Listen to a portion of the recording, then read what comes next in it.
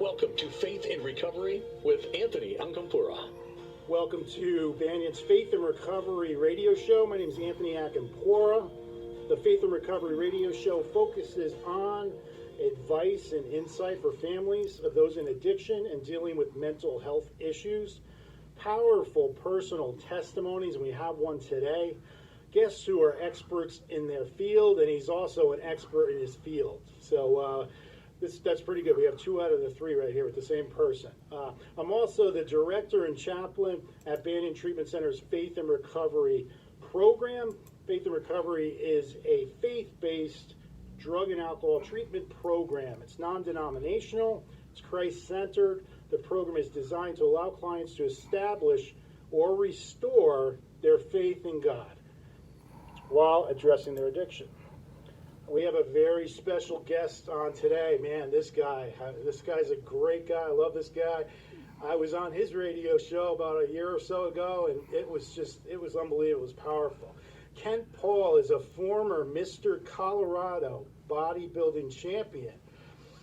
Unbelievable. Very awesome. Kent is a nutritionist, author of the book Power from Pain, host of Turbo Fit Radio and My Recovery Radio, heard in 21 countries. He has been seen on ABC, CBS, Fox News, and TLC. He's also the national judge for the Miss USA organization. Boy, that must have been a tough job, right? It was a tough job, let me tell you. I'm sure people were probably trying to pay you to get that job. You call out sick. Let me do it for one day. Yes. Well, that's awesome. So, and then most importantly, Kent's been sober since July 9th, 2006 by the power and grace of God. Praise God. Amen. Amen. Praise God. Praise Welcome to the Faith and Recovery Show, Kent Paul. Thank you so much, Anthony. Well, I am so privileged to be on your show here in Miami on a beautiful day. What a phenomenal presence to be clean and sober. Praise God. I'm so blessed, brother. Absolutely. Good to see you. Thank you. It's great to see you. This is awesome. Ken has spoken at Banyan's Faith and Recovery program numerous times, and every time it is powerful. There people are on their edge of their seats.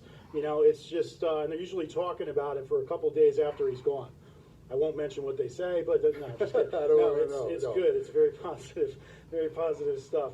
So, Ken, let's kind of just get into it. Let's talk a little bit about your story and what God has done for you, and then we're going to get into what you're doing now and all these tremendous things that you're doing to help people. So tell us a little bit about your story.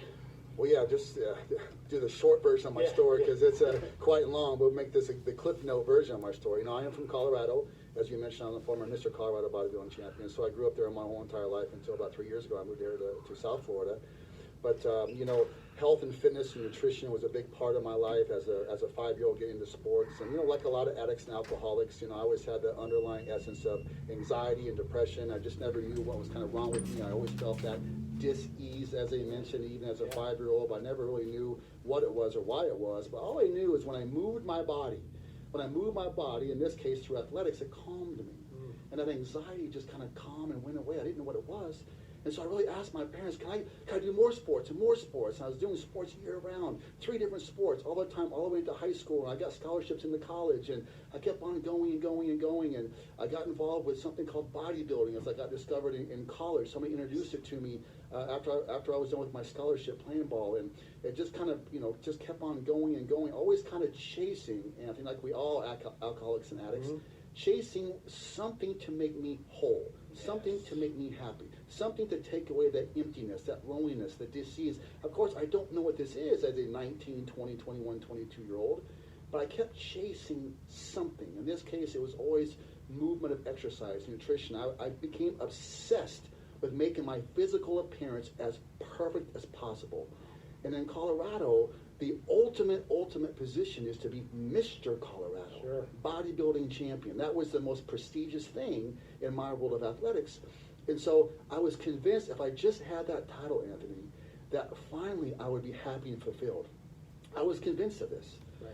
And I was very, very blessed to get big scholarships and big endorsements through out in Venice, California. You know Muscle Beach, right? Oh, that's where it all started. It all started, right? So I ended up there on spring break. I got discovered How by. do you think I got like this? You know, That's how I got this. Yeah, Muscle Beach out there in California. Well, that was Schwarzenegger, right? That's when all Yes. these guys started. You know, Mike Katz, Columbo. Right. And guess what? I was there when Arnold Schwarzenegger got the first Humvee H1 Hummer ever given to a civilian was given to Arnold Schwarzenegger, and I was right there, and I saw his H1 Hummer. Wow. And that's why I have a Hummer today. I have an H2 Hummer. Oh, yeah. I was so inspired back in those days. So I really was very blessed to be in that environment, and I had a big endorsement. I was discovered by the president of Gold's Gym World Franchise, Ed Connors. And he brought me in and endorsed me and sponsored me, and I got introduced to the big, big world. And I was so convinced, man, I'm just going to make it big, and I know I'm going to find my happiness and my fulfillment just by achieving this. And guess what? Just like all of our addiction, things work until they don't work anymore. Mm-hmm. Well, it kept working, Anthony. It kept working and working. And then suddenly I became the youngest Mr. Colorado bodybuilding champion in history at that time. At 26 years old, I became the overall champion. And I woke up the next morning feeling just as empty as I've ever felt. Wow. And I was so baffled. How can this be? Mm-hmm. How am I ever going to, what's happiness? I was just so empty. I'd never understood, Anthony, why. I didn't know how to be happy. Mm-hmm. I just didn't know how to be fulfilled. So I kept on chasing things further and further. Right. That we hear this so often, and I think about this even like with Hollywood and people that have tremendous worldly success, and they achieve everything they're looking to achieve, and then they, just like you just described perfectly, I'm still empty. I still have this hole spiritually, and I don't know how the heck to fill it, because if this didn't fill it, what will? Right? They say we have a God. Everyone's created with a God-shaped hole, and it could only be filled by Him. And we try to fill it with drugs and alcohol and material things and positions and titles and all this different stuff, and we're still empty. And I think this is really powerful, because this is exactly what you experienced. This is exactly what I experienced. But the God I had in my life at that time was one of those punishing gods. Yes. A God that was not full of love and mercy and grace and have a relationship and could comfort me and be a best friend in a relationship. Anthony, that's all I knew. I just knew that God was here, present, to do one thing, to punish me when I do wrong. Yeah. So how am I going to fill this God-shaped hole in my soul with a bolt of lightning? Right. I just didn't think it was possible. All I knew, keep chasing, keep having more success, more titles. So I did that. I went on and became nationally ranked, world ranked. I was in movies and autographs and photo shoots, and I kept on going and going. And okay, so if I become a 300-pound bodybuilder with abs, that's the pinnacle of bodybuilding. 22-inch arm, 62-inch chest, 34-inch quads, and like a 35-inch waist. I mean, if I just accomplished this magnitude, the Everest of bodybuilding, then I'll be happy. And I did that too. And I looked in the mirror at this behemoth bodybuilding person, one of the elites in the world. I looked at them, and tears came down my face, Anthony, because I knew I was in deep, deep trouble. Yeah. Because I had no idea how to be happy. And I didn't know about the God place. I didn't know about faith place. Right. I was just completely broken and lost.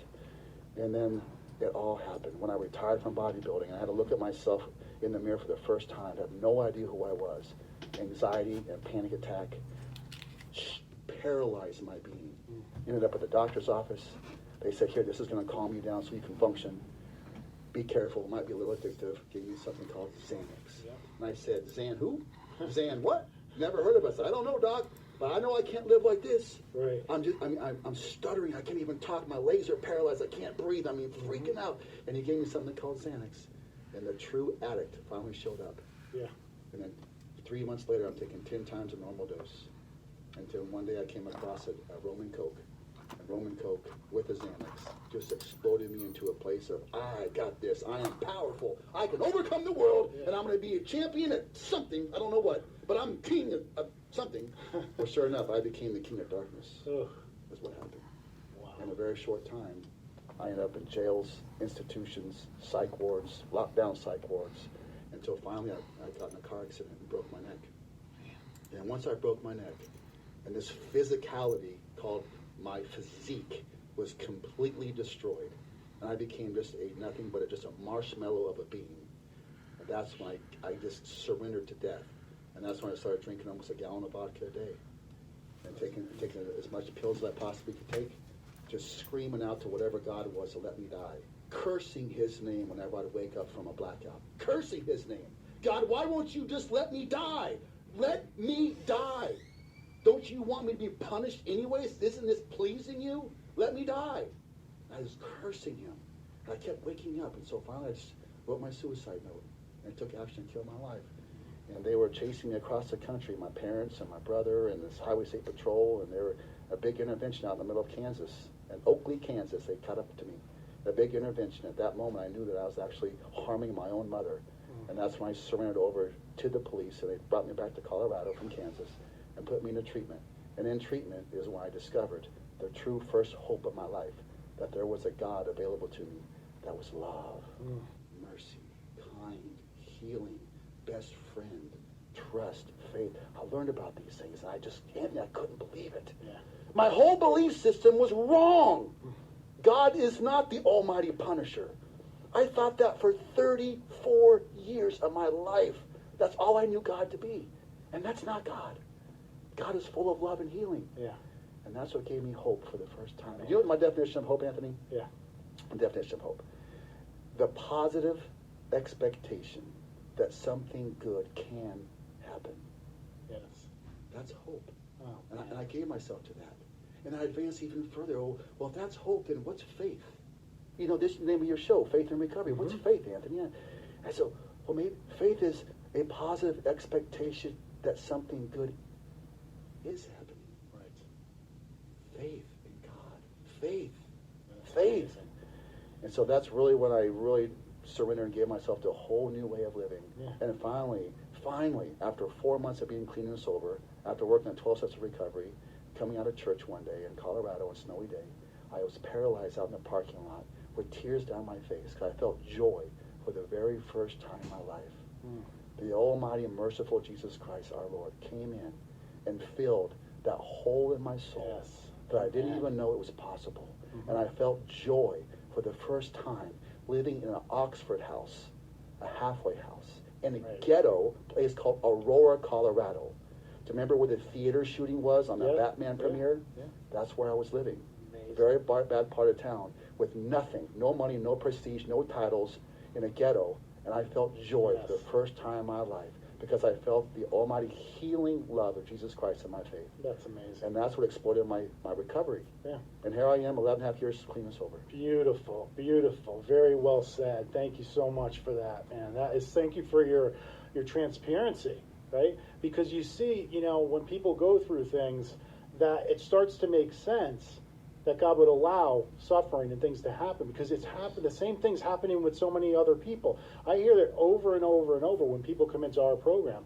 And we start talking about God's mercy and his grace, and Jesus surrounded himself with the worst people there was back in the day. And they're like, I never knew that. I never realized that. They say the same thing you just said.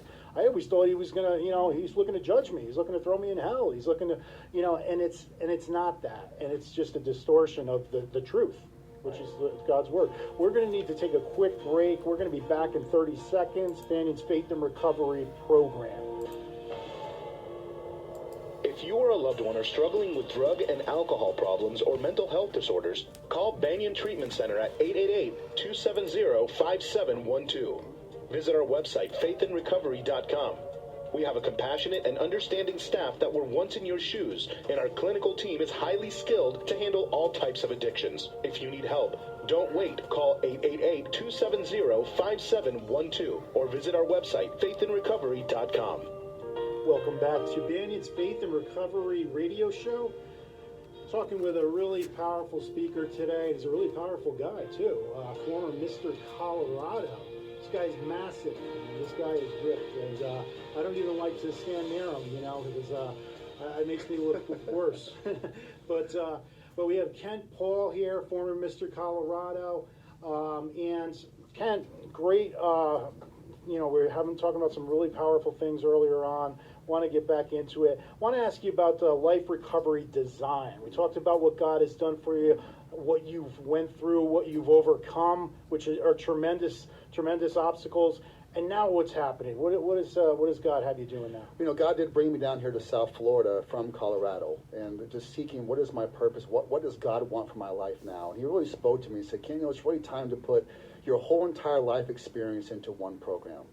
I mean, my background is in kinesiology and sports medicine, a degree nutrition, so double degrees in that areas, and my full background, of course, in training and fitness and transformations, and being a 22-year life coach, transformation coach, and then doing my recovery radio show and all the TV work, everything that I've done, and becoming, certified internationally as an addiction coach and things, and God said, Ken, it's time to put together one curriculum, one system, 17, 18 workshops, and put everything down and share this with the world on all the tools from A to Z in the essence of recovery to help people who are really struggling, who are really broken, to come into the light, to be set free from the darkness of the pain of addiction. Yes.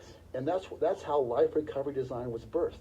And now I'm going to treatment centers all along South Florida and sharing these workshops to people who are in PHP, IOP, OP, and to really share this. People who are just really seeking a solution to life, how to live life. Right. Like me, I had no idea how to reform my life when I came out of treatment. I had to kill the old self, and reinvent and rebirth a new self that could be set free and be whole. And I've done that, praise God. And so now it's time for me to share all those tools with those people who are still suffering. That's beautiful. It's amazing. There's a verse in the Bible, Romans 12:2, and Paul's talking about, do not conform to this world, be transformed by the renewing of your mind, right?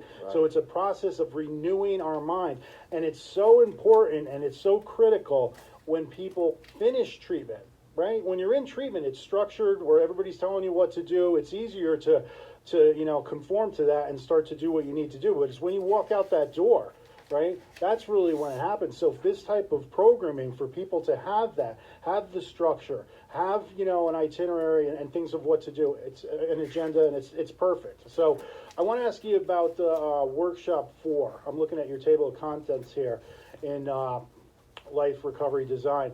It's anxiety and depression you talk about. That's a big one. We were just talking about this off air, but that's a huge one. Well, tell us a little bit about that, how your program really targets anxiety and depression, because it's such a big issue with addiction. And I was paralyzed by anxiety. I mentioned I got addicted to Xanax. I mean, paralyzed, and so were you, Anthony. You and I share the panic and being paralyzed with anxiety and also depression. So to address this step-by-step program, and what I teach is first understanding, why do I have anxiety? Why am I paralyzed in this place? And for me to express, the beginning of this is understanding that the reason I am experiencing anxiety is that I am trying to control the uncontrollable. Things around me that are outside of my control, I am demanding in my perception that I must change what's happening, change the circumstances, change the outcomes, because my perception is it must go this way or my way for me to be fulfilled in my happiness. And so if it's not going to happen, I lose the perception of control. The loss of control. I feel powerless, and I must gain power over it, and I don't know how to. Paralyzing and anxiety. And so to understand that, first of all, where is it coming from? And then step by step to kind of to solve that. Say, well, write down a whole list, such as write down the worst case scenario if it doesn't go your way. What is the worst case scenario, and can you live with that outcome? 9 out of 10 times, yes, I can live with that outcome. And really understanding, where is this coming from, and change the elements of my perception. Have someone else alongside of you, step by step, to try to shift the perception from I don't have to I have, from a victim to a victor. We must pull in a faith component into this. God is the center point of this thing. I just gave you my definition of hope and faith, to really advance in a place of faith, to say I am going to choose to believe that something positive is happening through this, because I invite God, I invite Jesus Christ, I invite this faith element into my life and surrender the outcomes to Him. Why? Because we must know who He is. Not our circumstances, but who He is. He is the love. He is the healer. He is the Almighty. He wants to fill us. We must surrender our will and life over to the care of Him in step 3 of 12 Steps of Alcoholics Anonymous. Really, to step in that place, and this is we don't have enough time to go through my whole curriculum, but it is a step-by-step process to relieve, chisel by chisel, like the layers of the onion, to get down to the root of where the anxiety is coming from, and conquer Yeah. Take action, pro-action, and be aware of, like you said, the renewing of my mind. Yes. That's a whole process, renewing of my mind, and the essence of that will free us from anxiety. And here I am 11 years later, and I have not taken one pill. Absolutely. No medication, praise God, for over 11 and a half years, no medication. And I am today literally anxiety-free. Absolutely. Amen. Because I am renewing of my mind. Yeah. I know how to It works. rechannel what's coming into my life, the circumstances, and my perceptions. Master our mind, Right. master our perceptions. It works. You know, that's the amazing thing about it. It's, you know, when we apply biblical principles to our lives, right? You mentioned it before, joy. You can't find happiness in the Bible. People say, I want to be happy. It's based on a circumstance. It comes from the word happenstance, right? The Bible's talking about joy, and it's talking about peace, right? The peace that surpasses understanding. And when you're in the dark place of anxiety, all you care about is peace. That's all you want. I'll give up everything. I just want peace of mind, right? It's so important. And with addiction, like what you're talking about, why I like this program, this is powerful.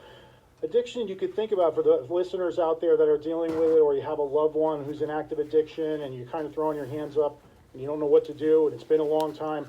Addiction is like a tip of an iceberg, right? That's the addiction. Right? Everything else is underneath the surface. And that's really what you have to dig up, and you have to, you know, uproot these things. And that's what you do, and that's what this program does, because otherwise we're just scratching the surface. You could go in treatments for 10 years, and if you're not really getting to the root cause and ripping that out, like a weed, you could cut the lawn every week, and that same weed keeps growing back. What do you have to do to get rid of it? Rip it out.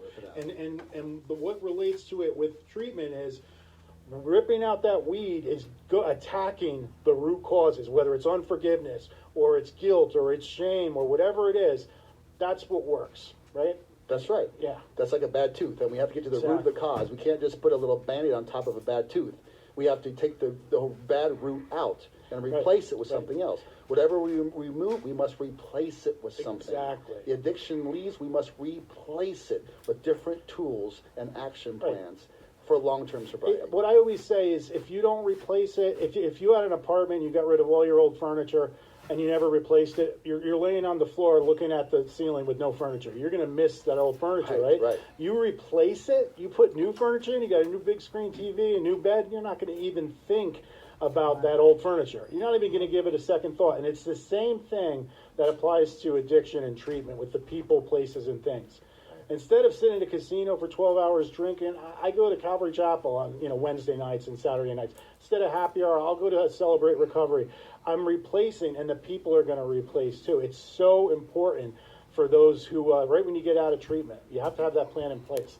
That's absolutely right. It's so important. I want to ask you about this with Life Recovery Design, your program, Workshop 11, how fitness and nutrition impacts recovery. Now, this is something that treatment centers are just not talking about. And we all have to, we agree that's mind, body, and spirit, right? And in treatment, we're talking about the mind, talking about the spirit.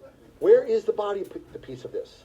Our mind, right, the biochemical, the biology of the material called a brain in our physicality world, that is fueled by what fuel we put into our bodies. Yes. The proper nutrition, the exercise component. But we're not talking about the sludge we're putting into our system and how it's just draining us down with no energy by eating fast foods in treatment, right? Fast foods, pizzas, energy drinks, tons and tons of sugar and caffeine and cigarettes, all these things in our bodies, and then they have a hard time getting up in the morning, having a hard time having motivation.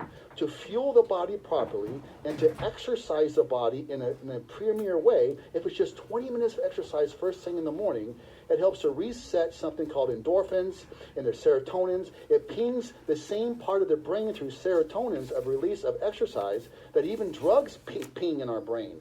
So exercise and proper fuel nutrition is what's going to fuel our bodies to have the energy to heighten, to do the work, to show up, to go to the meetings, to make the phone calls, to meet with their sponsor, to do the readings, to do the 12 steps assignments, to read the Bible for goodness sake, to be hopeful, to be optimistic. It's called energy.